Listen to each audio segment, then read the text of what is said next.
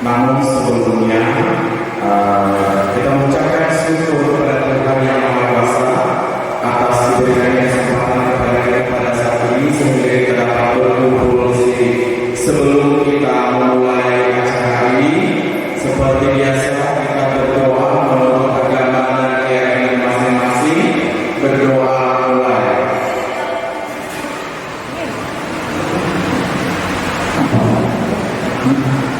Doa selesai. Sebelum Ibu Sri Menija memaafkan daripada anak-anaknya, maka kepada Ibu Ida Johan kami berikan kesempatan untuk memberikan arahan kepada teman-teman Bapak dan Ibu. Kepada Ibu Ida Johan kami persilakan. Baik, terima kasih. Bismillahirrahmanirrahim. Assalamualaikum warahmatullahi wabarakatuh. Selamat pagi dan salam sejahtera untuk kita semua. Alhamdulillah kita selalu bersyukur kepada Allah SWT masih diberikan kesempatan sehingga bisa melaksanakan kegiatan-kegiatan program-program yang ada di SMK di Jakarta kali ini. Kemudian salam dan salam kita berikan kepada junjungan kita Nabi Muhammad SAW. Allahumma sholli ala Muhammad wa ala ali Muhammad. Baik, Bapak Ibu ya, pada pagi hari ini ada kegiatan yang memang harus kita ikuti. Pertama adalah informasi atau budaya-budaya positif yang sudah dipelajari oleh calon guru muda kita, yaitu Ibu Sri Menija dari SMK Negeri 3 Pekanbaru. Kemudian lagi Bapak Ibu semuanya, saya berharap apapun nanti yang akan disampaikan oleh Ibu Sri Menija, kita ambil budaya-budaya positif ini bagus sekali, ya.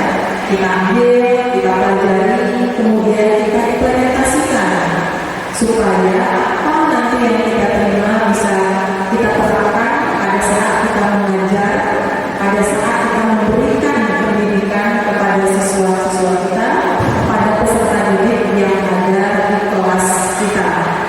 Ya Bapak Ibu ya, jadi mohon kerjasamanya semua supaya apa yang kita dapatkan nanti yang diberikan ilmu oleh Ibu Sri Menija bisa kita terapkan. Ini yang bisa saya sampaikan. Mudah-mudahan pelaksanaan kegiatan ini bisa berjalan dengan baik, bisa berjalan dengan lancar. Mohon maaf, terima kasih. Assalamualaikum warahmatullahi wabarakatuh. Kita akan melanjutkan kepada dari Ibu Sri Menija. Assalamualaikum warahmatullahi wabarakatuh. Pindah ke situ.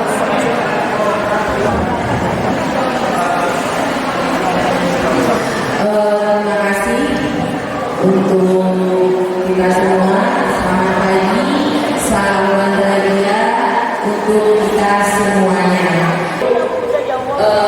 Untuk kesempatan ini, izinkan saya ya Bapak Ibu ya, kita santai aja Ibu, santai tapi pasti, tidak boleh terlalu tegang juga. Bagaimana kabarnya Bapak Ibu? Luar biasa, SMK 3 luar biasa. Baik, terima kasih.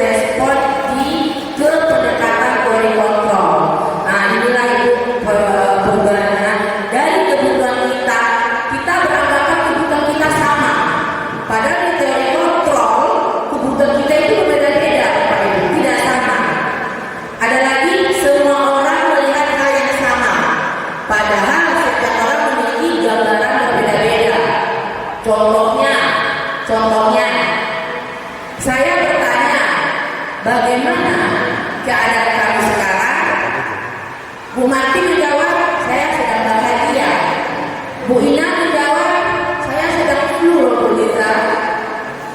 Ya, Bu Ina menjawab, saya lagi gambut Bu Lisa. Jadi setiap orang itu memiliki gambaran berbeda-beda.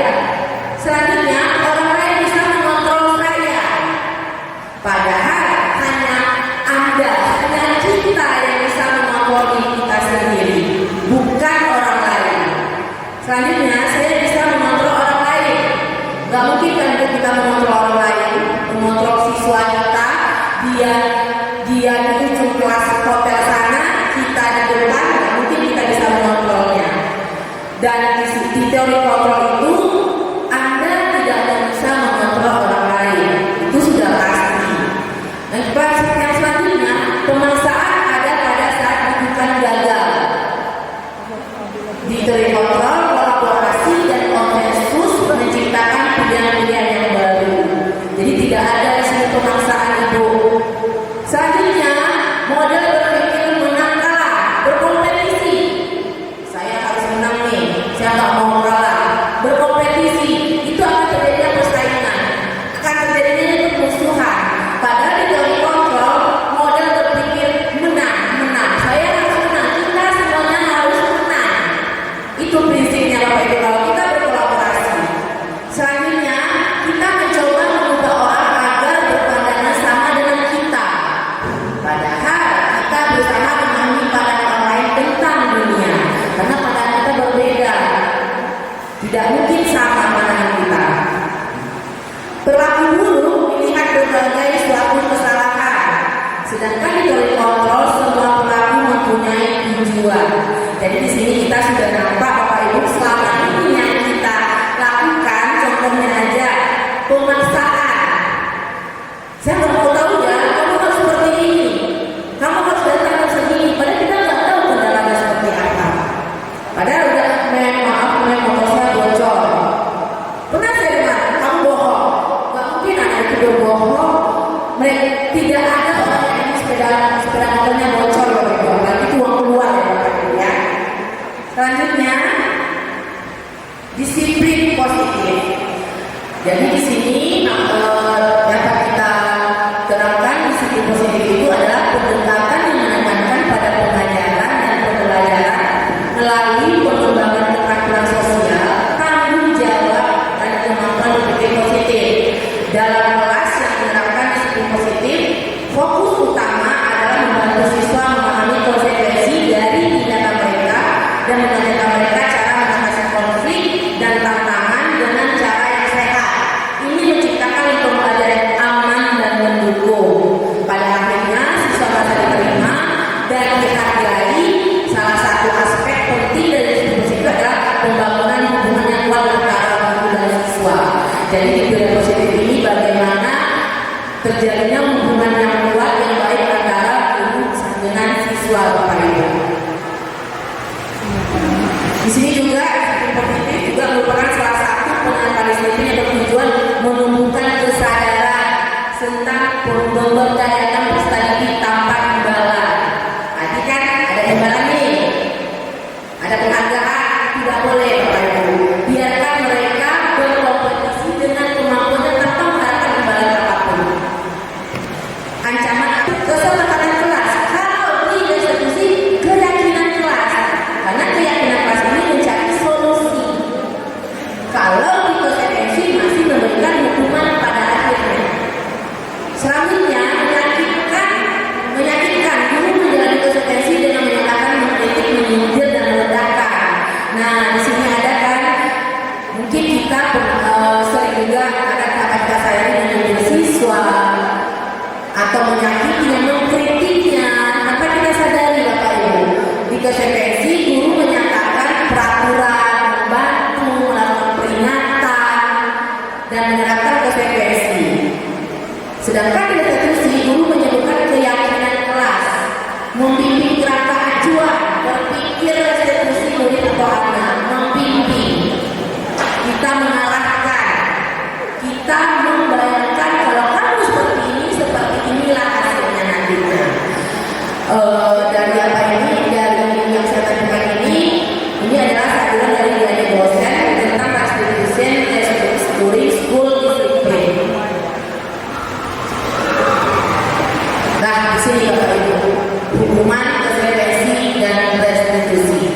hukuman tidak terencana atau tiba-tiba. Dia terlambat, kamu lari dengan keliling lapangan upacara, kan tiba-tiba ada spontan nih idenya. Murid tidak tahu apa yang akan terjadi atau tidak dilibatkan. Bersifat satu arah, berupa hukum fisik dan psikis. Bisa jadi kita mengkritik siswa, kadang kita menghujat siswa. Kalau konsekuensi terencana disepakati sesuai dengan peraturan. Disiplin kita yang kita pajak. Murid tetap tidak dibuat nyaman karena dengan adanya peraturan. Tidak benar, ada poin-poinnya. Sikap guru selalu memonitor murid. Kamu saya pantau ya. Nanti saya bilang kamu seperti ada perubahan enggak? Itu memantau Bapak Ibu. Kalau tidak eksekusi, proses menciptakan kondisi bagi murid untuk memperbaiki masalah kesalahannya. Proses kolaboratif yang mengajak murid untuk mencari solusi sendiri. Jadi kita ajak mereka untuk mencari solusinya. Kita arahkan, kita bimbing, kita tuntun mereka. Nah, ini Bapak Ibu kita jawab. Hukuman konsekuensi restitusi. Tindakan guru mencatat 100 kali dalam buku kalimat. Saya tidak akan terlambat lagi. Ini termasuk hukuman atau konsekuensi Bapak Ibu? Hukuman. Oke, nanti kita lihat jawabannya. Kedua, lari mengelilingi lapangan basket 2 kali karena terlambat hadir. Hukuman. Yang ketiga, murid diminta untuk push up 15 kali karena tidak menggunakan masker ke sekolah. Hukuman. Menggantikan kertas teman yang sudah dicoret-coret. Konsekuensi. Membersihkan tumpahan air di meja tulis karena tadi tersenggol saat belajar. Konsekuensi. Murid sudah disuruh untuk menggunakan sepatu sehari di sekolah karena tidak menggunakan sepatu hitam. Hukuman. Konsekuensi, ada hukuman dan konsekuensi. Kita lihat jawabannya Bapak Ibu ya. Nah, mencatat 100 kali dalam buku kalimat yang tidak di buku kalimat yang tidak dapat namanya konsekuensi Bapak Ibu, bukan hukuman. Lari mengelilingi lapangan basket pasti karena fisik ya Bapak Ibu ya. Murid diminta untuk push up, nah karena fisik. Menggantikan kertas teman yang sudah dicoret itu konsekuensi karena ada pengganti, ada solusinya. Membersihkan tumpahan air di meja karena tidak tersenggol saat belajar, konsekuensi Bapak Ibu. Karena kita membersihkan, kita tidak menghukumnya. Selanjutnya murid disuruh untuk menggunakan sepatu sepeda di sekolah, tidak pasti hukuman. Oke, jadi itu jawabannya Bapak Ibu ya. Jadi kita tidak bisa membedakan hukuman dan konsekuensi. Posisi kontrol. Nah, di sini nanti Bapak Ibu kita akan menilai diri kita sendiri. Saya sudah menilai diri saya sendiri. Kita bisa sebagai penghukum, kita bisa merasa bersalah, bisa sebagai teman, bisa sebagai pemantau. Terakhir yang paling bagus itu yang terbaik itu manajer. Baik Bapak Ibu, sebelumnya kita perhatikan dulu. Nanti dengan melihat video ini, Bapak Ibu akan melihat bagaimana saya selama ini. Dan tambahkan 20 orang dan melihat bagaimana dalam posisi kontrol dalam menghadapi masalah tersebut.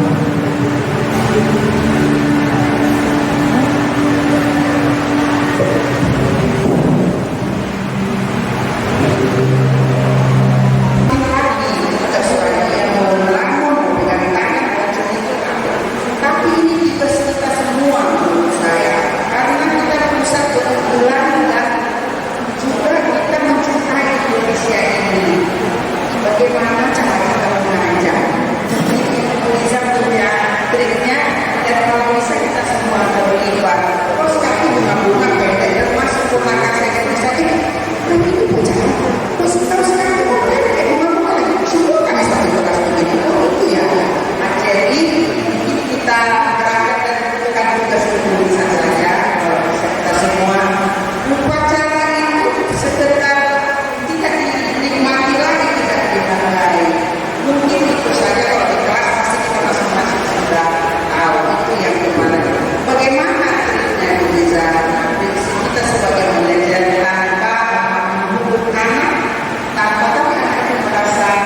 bahwa dia dengan semangat ini.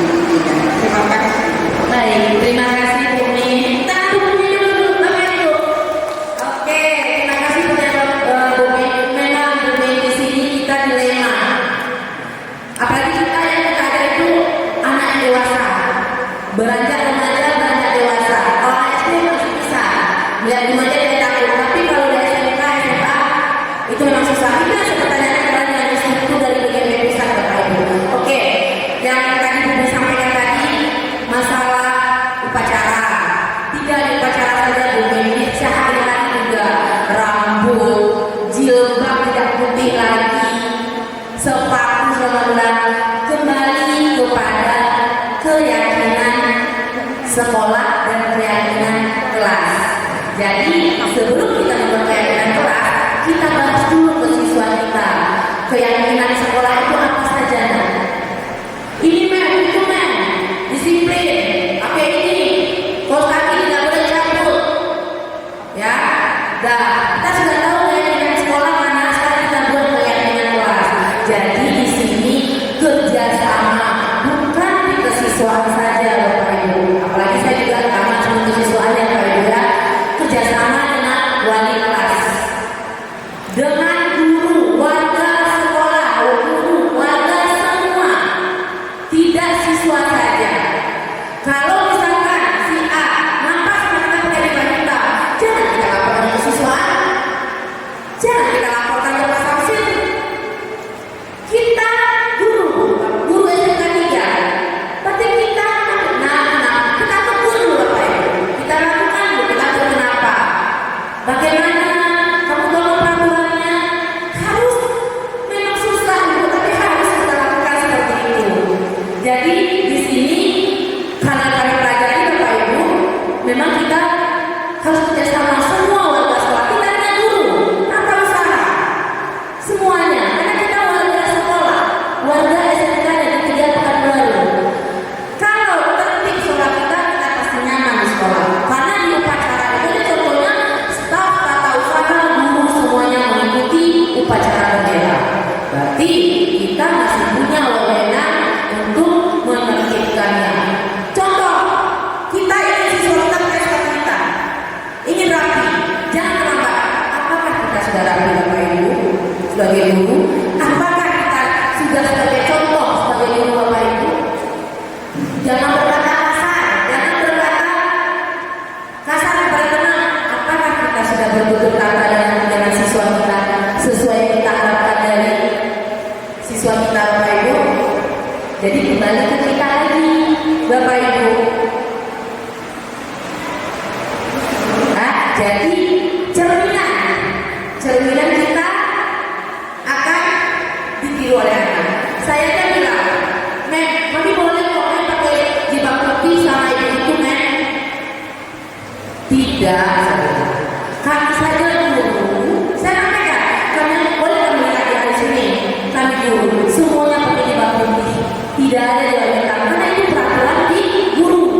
Sepatu kami semuanya dipakai hitam, pakai itu dari sini. Karena sudah diinstruksikan oleh kepala sekolah, oleh peraturan kita pakai sepatu hitam, pakai jilbab putih, jangan sepatu warna-warni lagi.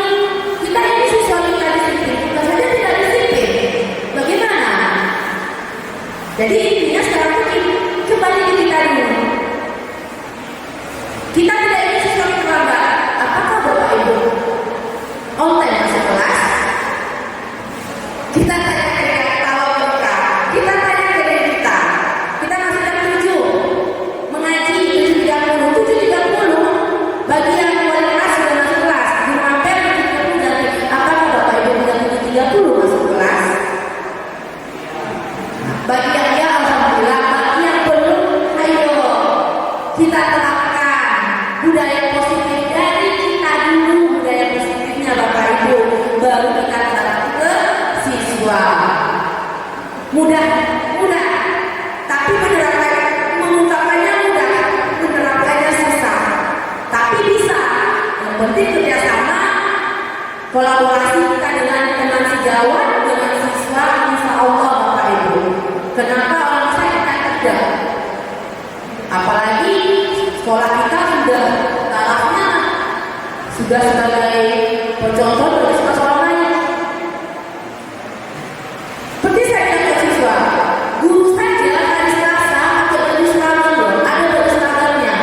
Tapi baju seragam, jadi Anda juga pakai baju seragam. Dan kita ulangi lagi, kamu, ngapa kamu? Kita bisa nah atau Ananda semua. Oke Bapak Ibu, oke.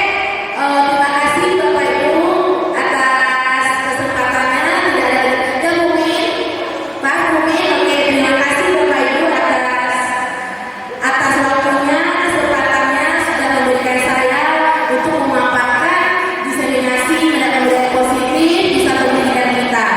Semoga untuk kedepannya sekolah kita bisa menerapkan budaya positif ini untuk lebih baik lagi.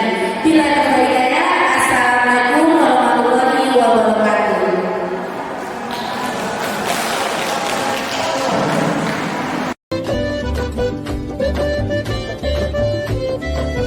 Alhamdulillah, apa kabar kita semua? Baik. Ada yang tidak hadir, ada yang tidak hadir hari ini? Ada. Siapa? Ada. Ya. Oke. Apa? Sakit apa? Apa? Sakit apa? Baik. Baik anak-anak semua. Sebelum kita masuk materi di tahun ajaran baru ini, seperti biasa kita akan membuat keyakinan kelas. Keyakinan kelas itu berbeda dengan kesepakatan kelas. Ada peraturan sekolah yang Anda ketahui waktu MPLS. Satu. Apa? Datang tepat waktu. Apa lagi? Disiplin. Tidak boleh merokok. Kesepakatan kelas juga begitu. Ada sanksi, ada hukumannya, ada konsekuensinya. Tapi kalau keyakinan kelas itu merupakan kesadaran Ananda sendiri, kesadaran kita sendiri. Jadi keyakinan kelas ini kita buat bersama, secara bersama-sama. Kita pikirkan bersama-sama apa saja keyakinan kelas yang akan kita buat di dalam kelas kita ini agar Ananda itu nyaman, tenang dalam menjalani kegiatan selama di sekolah, khususnya di kelas ini. Baik, sekarang nanti tugas Ananda mengisi stickboard ini apa satu saja masing-masing, apa saja keyakinan kelas yang Ananda mau. Nanti sudah selesai, tempel ke depan. Oke? Oke. Tempel aja ya.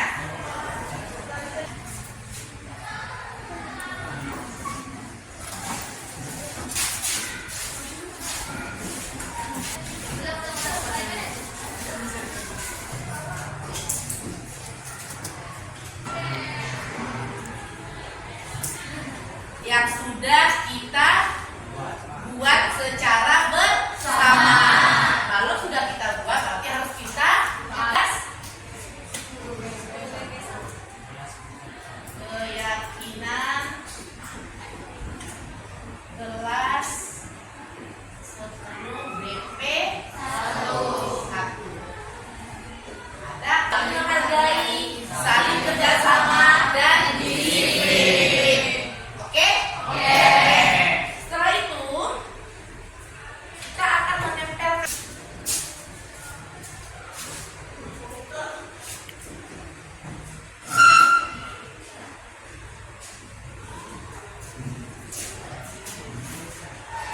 kepada 5 orang untuk menandatangani keyakinan kelas kita. Yuk silakan ke depan lagi. Baik. Oke. Udah selesai penandatangannya.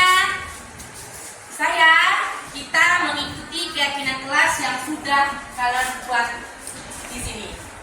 Terima kasih. Assalamualaikum warahmatullahi wabarakatuh. Waalaikumsalam warahmatullahi wabarakatuh.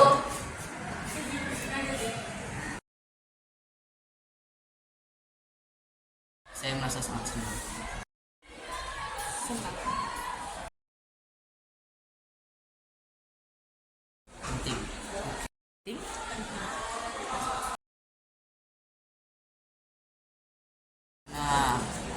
kelas aku merasa terasa nyaman.